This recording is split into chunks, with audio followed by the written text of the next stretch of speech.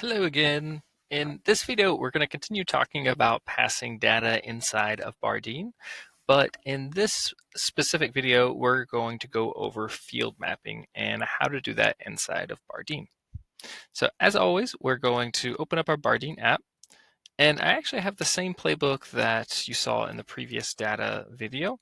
And in this time, we're going to continue this, but we're actually going to add this back into as a new row into a Google Sheet. So to do that, we're going to go our Google Sheets. We're going to add rows to Google Sheets. Now we're going to, in this situation, we're going to pull up our same one that we've been working with, company lists. Perfect.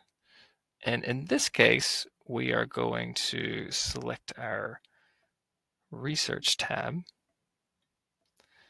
And in this case, we have three different options. We have ask me every time, which now you're familiar with. We have get from previous actions, and then we have map fields. For this specific use case, we're really only going to be using get from previous actions and map fields. Those are going to be the most common ones here. But the difference between those two is get from previous actions will take all of that action and put it into your Google Sheet. So for example, we might select this, and then we're going to get our description, all fields. And in this case, it's going to take everything from our web search using AI, and it's going to pass it into our Google Sheet, which is great. Anytime that you need to pass data into a HubSpot, Google Sheets, Salesforce, anywhere like that, and you want it to pass in like a whole group of data, you can do it just like this. But there might be a lot of circumstances, especially in Google Sheet, in which you have a lot of different bits of data, and you really need to map them into specific places. So let's go ahead and back this out here. And this time, we are going to use map fields. This is a little bit more advanced version of what I just showed you.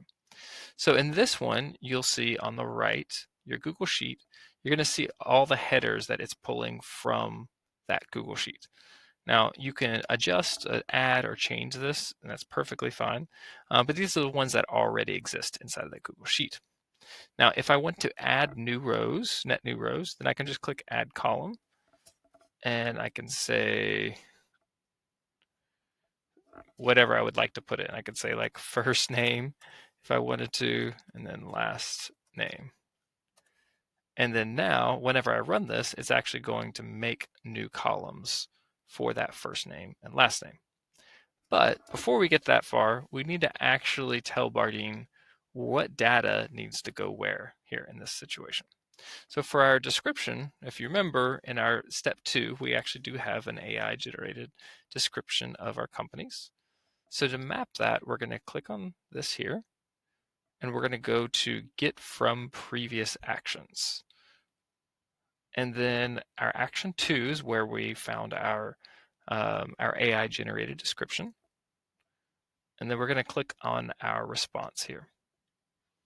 So great. So now whenever we run this, it's going to take that information and it's going to specifically put it inside of the description column in our Google Sheet.